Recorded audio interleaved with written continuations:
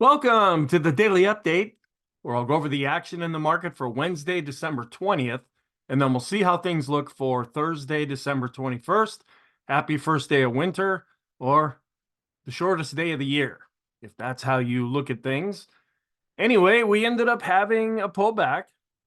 Is this a blow off top? Is this just a pullback before we get set to go higher? That's the thing we're trying to weigh back and forth right now. Depending on your personal stance on things, you're like, oh boy, here we go. We're really going to start going down. Or are we just going to wear off some of this extreme positive condition before we go into the Christmas to New Year's holiday session and pretty much chop sideways or go a little bit higher or lower before we come back and start into 2024?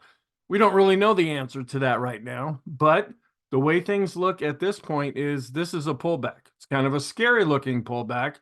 The bar for Wednesday's session actually looks kind of scary, especially when we set a new all-time high intraday for the NASDAQ 100 and the Dow, and then ended up closing down below that. That's what a classic blow-off top looks like. Typically, what will happen in the blow-off tops that I've seen is they don't happen at the open. They happen more halfway through the day, and that's when things start to shift. So we're still trying to decide what is the ultimate outcome going to be. But for right now, it looks like a pullback. But we'll keep evaluating this after every day and then come to some kind of a conclusion based on what we see right now. So let's go back and talk about what happened. We did have a lower open. The futures were slightly negative, and then it seemed like here we go again. We're going to see just what we saw in Monday's session and in Tuesday's session. We climbed above the unchanged level and got up to R1 at 47.77. Then as we went on, we started to turn negative. Prices fell back to the unchanged level. They came down to the daily pivot at 47.60. We went down to S1 at 47.52, down to S2 at 47.35. Had to break out the calculator for S3 at 47.10. We actually fell down below 4,700 and we closed at the low for the session. So that caught some folks, I could say off guard, but this is what we've been watching for quite a while, at least in the analysis that I do. It's not really a surprise, but some folks just thought that the market is just going to magically go higher day after day. Well, maybe this is a dose of cold water on their faces, just to say, okay, magically things aren't always going to happen the way you think they will. We were down 1.47%, but this is encouraging. We were still below average with volume, even on a down day. So that can be somewhat positive. We are still positive with our technicals. We're just working off some of this extreme positive condition. Our lists are shorter, both in the short term and intermediate term, and you'll see those when I get to that part. And what's also interesting is that interest rates were down as well, and that usually gives support to stocks. So right now, when you take all of this together, it's still just looking like, okay, some folks started to sell, some smart money started to sell.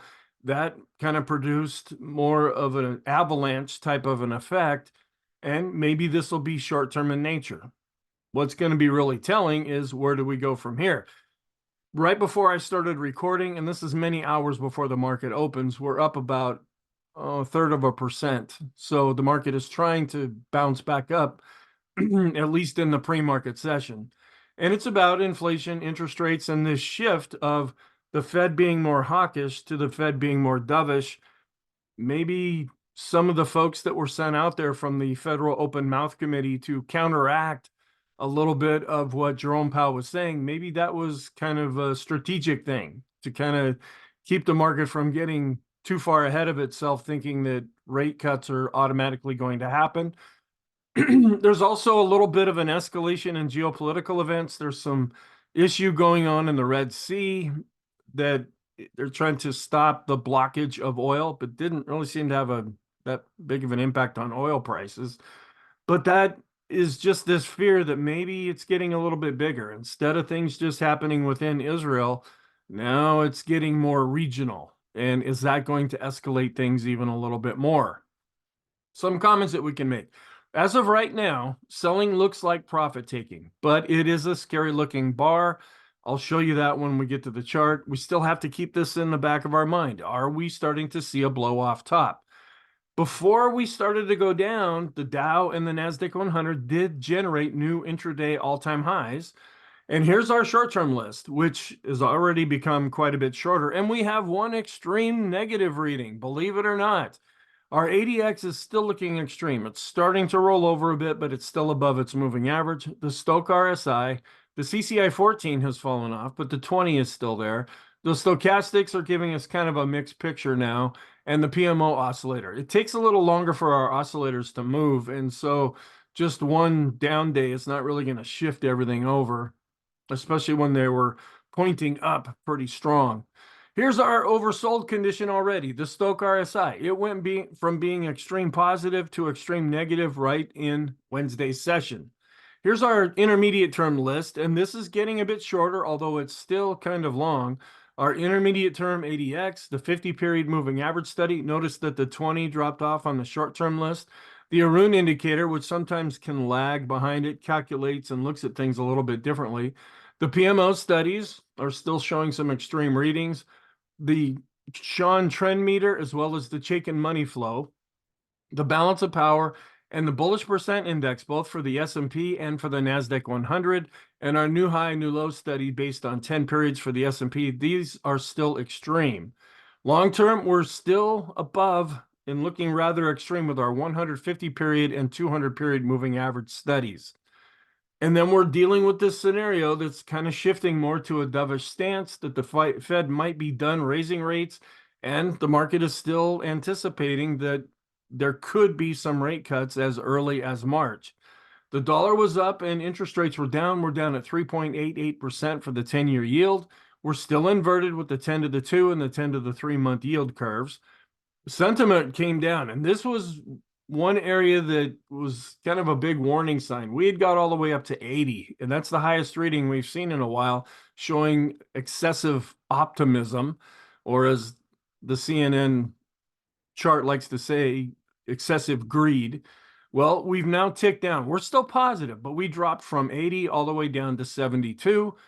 We are still positive with our trend, but I have changed our bias over to negative with the down day. I'm keeping our momentum at positive for right now. We want to see if there's going to be any more follow-through action to this.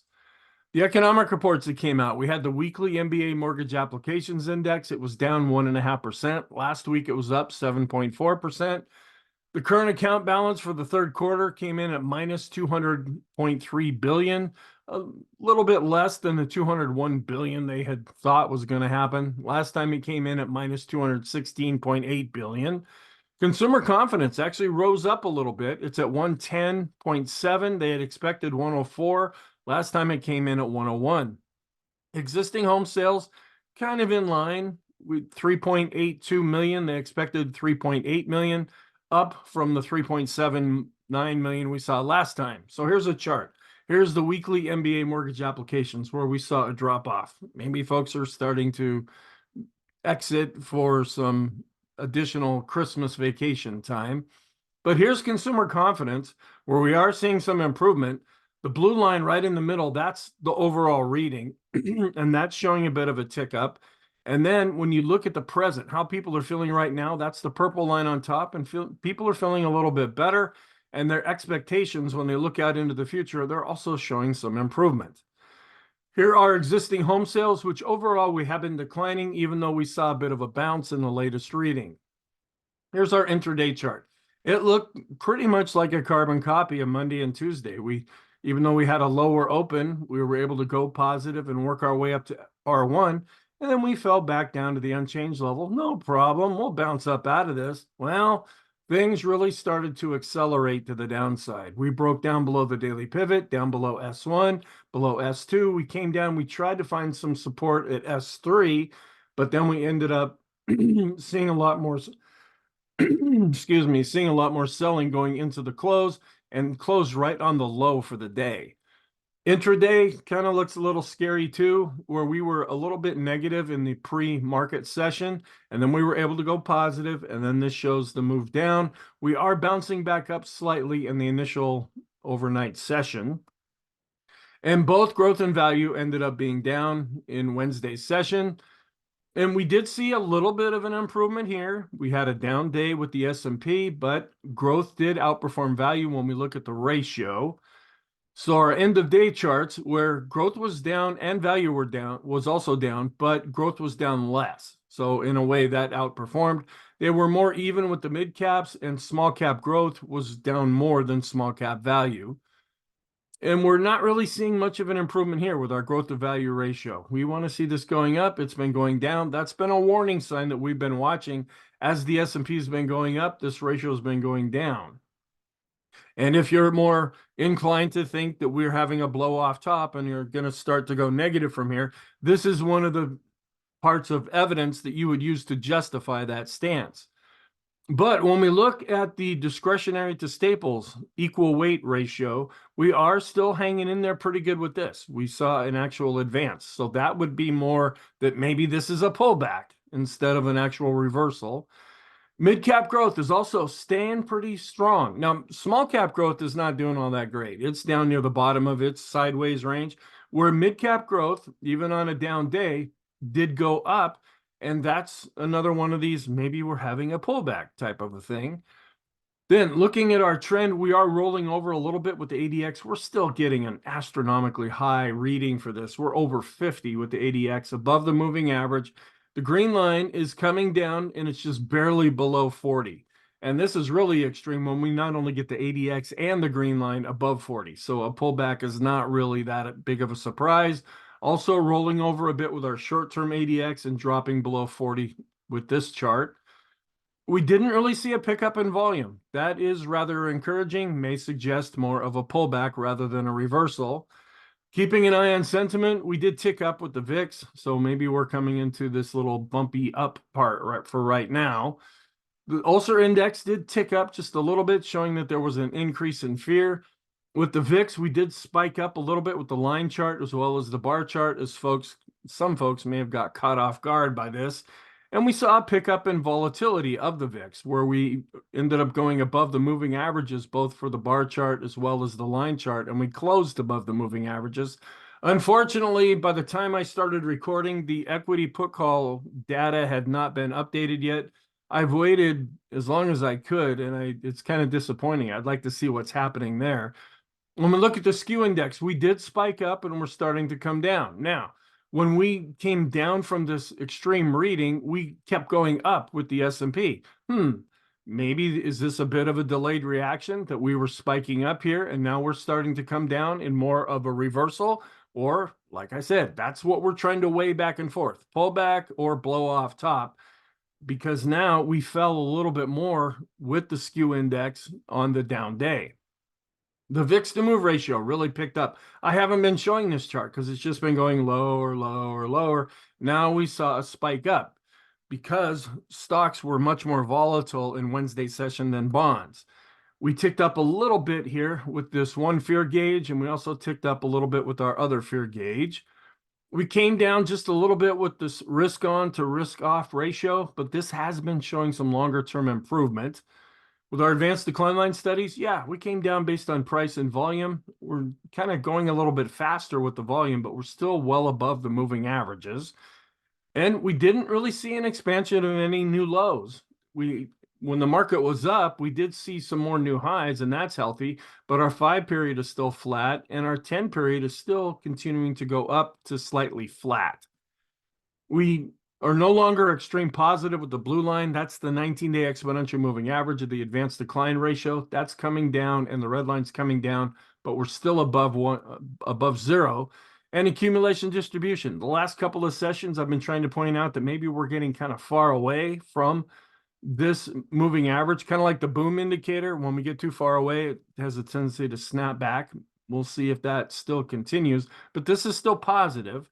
And the chicken money flow is also giving us a really extreme positive reading. It would only stand to reason that it might come back down slightly. We did see a decline with our cumulative advanced decline line for the NYSE, but not an awful lot of damage with our regular NYSE advanced decline line. And here, not an awful lot of damage here. We're down, yeah, but nothing real too catastrophic, at least yet. And we came down a little bit based on price when we look at the advanced decline line for stock, common stock for the NYSE. We also declined, but we're still above this breakout point based on volume.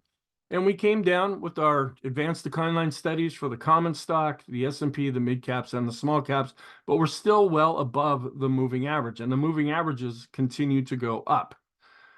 Looking at our chart, where this does look a little scary, where we went up, set a new high, at least for this session for the S&P, I should say kind of like a swing high, and then we started coming down and we closed just a little bit below this pivot point. Is this going to provide some support, or are we starting to see the makings of a further decline? Will we come back down to this previous high, which may end up acting as support? There's also this previous high going back a little bit further. That's the top end of this red band.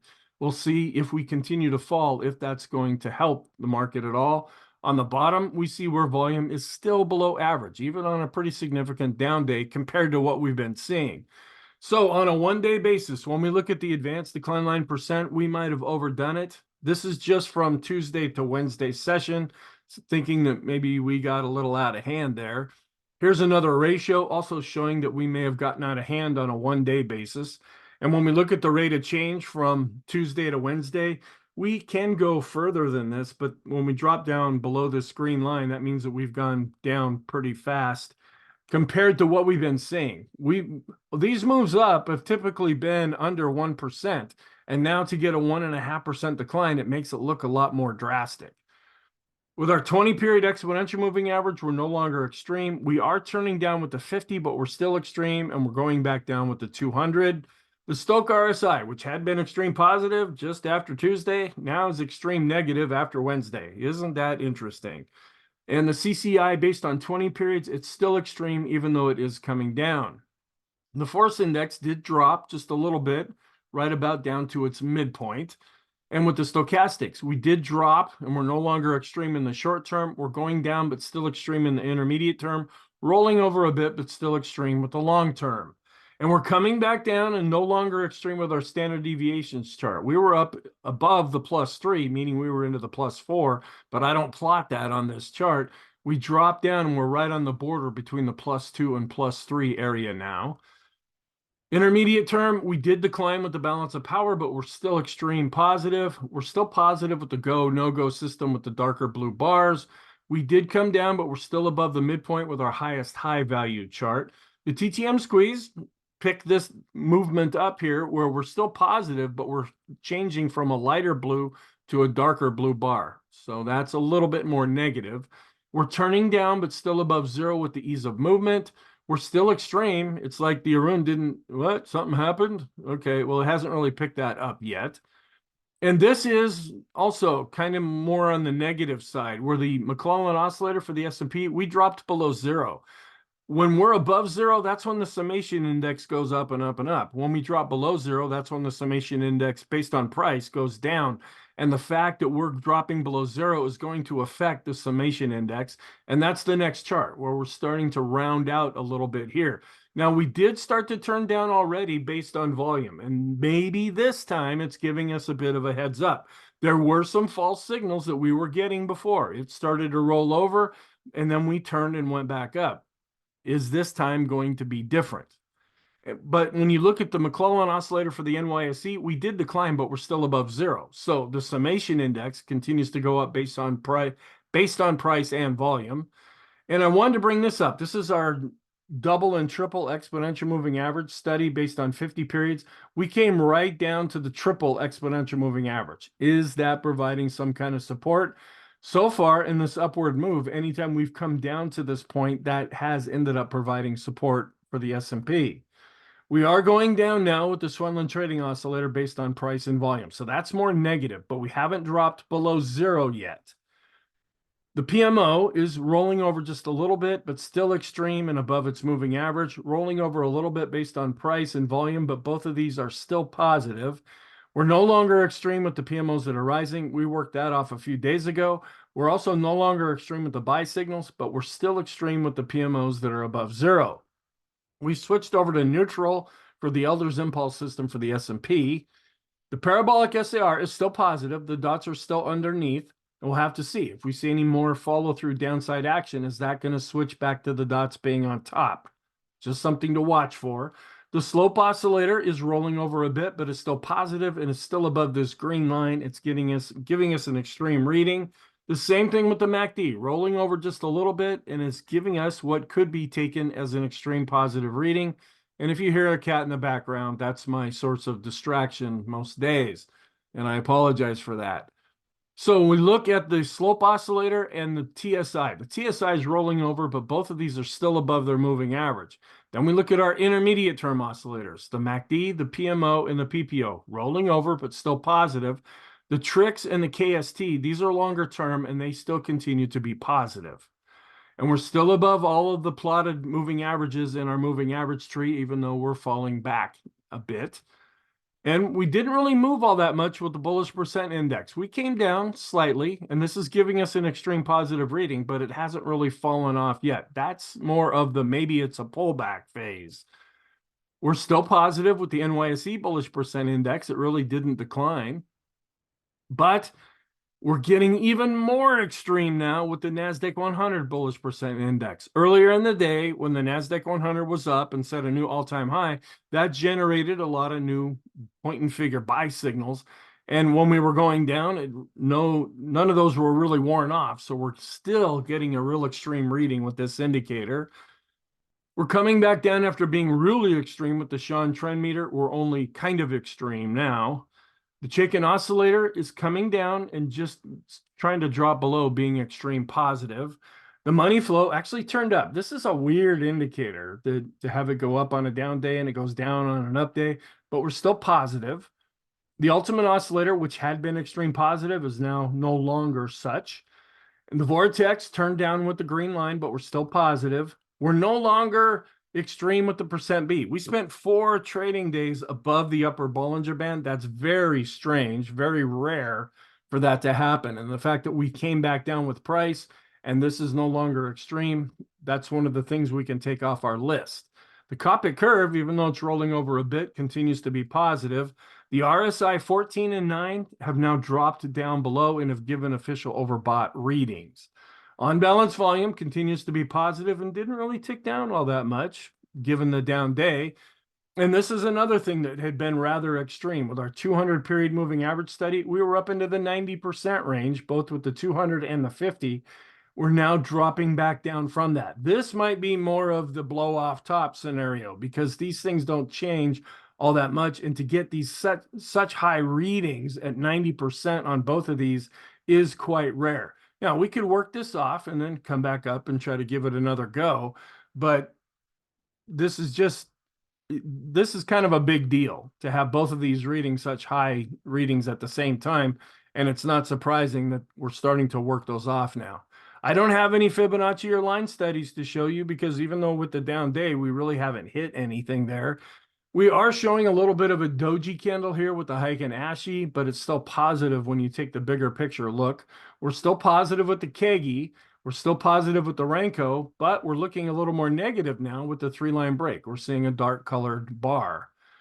We're still extreme with our 150 and 200, even though we are coming back down slightly.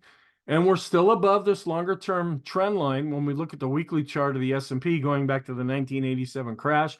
If we keep coming down, will this provide support? Are we going to fall back down underneath this line?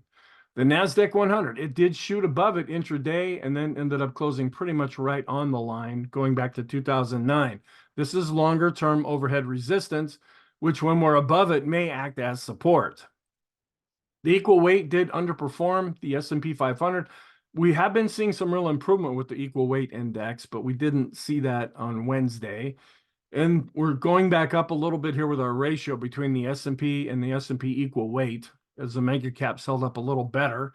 And the Dow's coming down after setting an all-time high. The transports are also coming down. We're still worried about this negative divergence where we were breaking out with the Dow. We have not been breaking out with the transports. Is that going to cause a bigger picture problem? Something that did give the market a little support was the decline that we saw in utilities. And the transports continue to underperform the Dow. The Dow did fall, but it's still above this R1 level and has still been looking really strong for a number of days now. The diamonds have switched over to neutral after being positive. The NASDAQ did come down and close just slightly below this R1 level after looking quite positive. The NASDAQ 100 also a little bit below this R1 level, but still looking positive for right now. The Qs have switched from being positive back over to neutral. And on a momentum basis, we're rolling over a little bit with the PPO, with the NASDAQ 100, but we still continue to be positive. And we did go and set a new intraday all-time high, and then we came back down, and we're now right back to this previous all-time high. That's about where we closed. The small caps did give up 1.73% as they have been doing really well lately, but they really got hit in Wednesday's session. And we're coming right back down to this resistance level. Right now, this could be providing support. If we fall through it, that could show things as becoming more negative. The RSI did drop down just a little bit below 70, but is still looking rather extreme. We're still in a longer-term downtrend, but shorter-term, the MACD, even though it's rolling over a bit, continues to be positive. And we switch back over to neutral now from positive with the small caps, looking at the Elder's Impulse system. The mid caps also got hammered a bit, down a little bit over 1.5%, but they're coming back into the recent range that they've been in. And they've also switched back over to neutral for the Elder's Impulse system. The financial sector, which had been doing quite well, it fell 1.78%, but is still in a longer-term uptrend. The micro caps also have been doing well, but now fell back into the 112 range. The FANG index also set another all-time high and then ended up giving up 1.5%. So we're still above these other levels right now as we try to figure out, are we going to keep going down, or are we going to go sideways, or are we going to try to turn and go back up? The dollar saw a little bit of a bounce as stocks were falling, so that helped out a little bit. We're still in a longer-term uptrend, even though in a shorter-term look, the shorter-term look at this chart has been negative. Keeping an eye on bonds, we were down slightly with the 10-year yield. We were up slightly based on price. And the 1 to 3 month yield, when we subtract that, we're still getting a positive result. And then updating our growth to value charts, where we're showing a little bit of a downturn, but we had been seeing some improvement with the Qs to S&P. Discretionary to S&P is holding up a little bit better, but large cap growth to large cap value is not doing all that well. When we look at our growth to value ratios, the large caps not doing all that great. The mid caps a little bit better. The small caps are not looking all that strong. And we're still pegged to the top here with our 10-day average of the S&P 500 highs minus the lows. We haven't dropped below that yet. This can take some time to do that because it's based on 10 days, which would be 2 trading weeks. And then looking at the highs minus the lows and taking a 5-period moving average of the broad market, we're still continuing to go up. So that is still positive longer term. And we're still going up with our new highs, new lows study for the S&P. We're still dropping with the 2-year yield, which could come back and give some support to the S&P. We're also dropping with the Staples to S&P 500 ratio, which as this has been going down, that's been giving support to the S&P. So what's our outlook for Thursday? We are looking like we're more in holiday mode where volume is really dropping off, even on a significant down day compared to the days that we've been seeing. We're still dealing with earnings season. We always deal with earnings season. We're still overbought with our technicals, and we're wondering, is this a pullback? Right now, that's what it looks like. We see more follow through. We might have to change that stance. We will get the weekly jobless claims. The third quarter of GDP will be coming out. The third estimate, of GDP. The Philadelphia Fed Index, the leading economic index or indicator, will be coming out. And then we're watching all of the geopolitical events with, I don't have it on here, but I should have added somewhere about the things going on in the Red Sea right now. That may produce some kind of an attack on Yemen. There's at least some rumors about that going around. So we will get the big inflation data coming out on Friday. That'll be the PCE prices. Looking at seasonality, we're positive. It's kind of strange. The last couple of days, we've been more negative with seasonality and we go up. We have a positive day and we end up going down. It's interesting. But we're just positive across the board for December 21st for the Dow, S&P, and NASDAQ. We're also in the week after options expiration, which tends to be positive. And we're wondering, is this January effect going to be able to kick back into gear?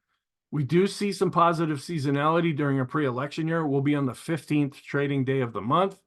And we do see some positive seasonality here with the Carson chart, where Wednesday tends to be the most negative day. Thursday, it's in third place, but it tends to be more positive in 2023. We're seasonally, and it doesn't mean, even though we have positive seasonality, that we're always going to go straight up. Maybe we're seeing some bumps along the way. This chart also shows some bumps, but more or less positive seasonality.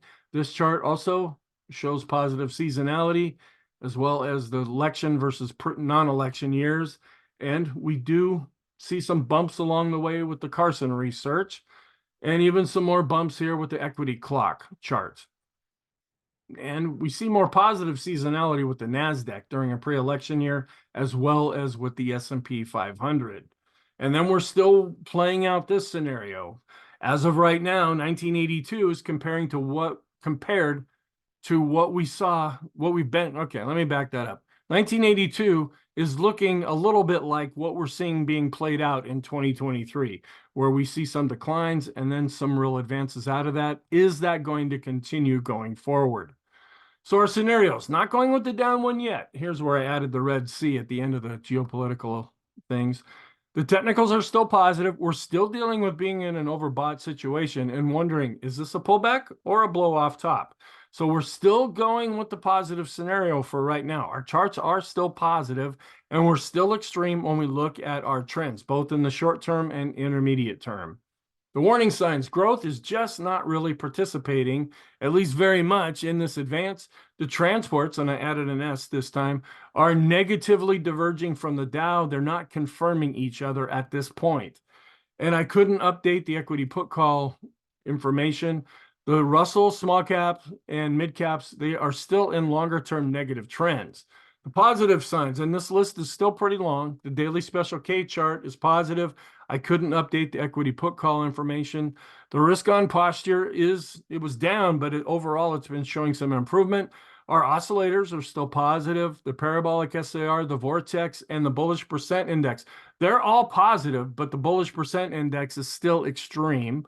The Copic curve is also positive. This is a Horchak method. It hasn't changed yet. It had been negative. It's now bounced back up to neutral. Small and mid-cap growth is positive, but mid-cap growth is actually looking stronger than small-cap growth.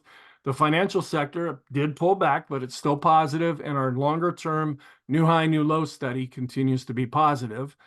So our conclusion, we are still positive. We're still dealing with being overbought. Is this a pullback? That's kind of the question.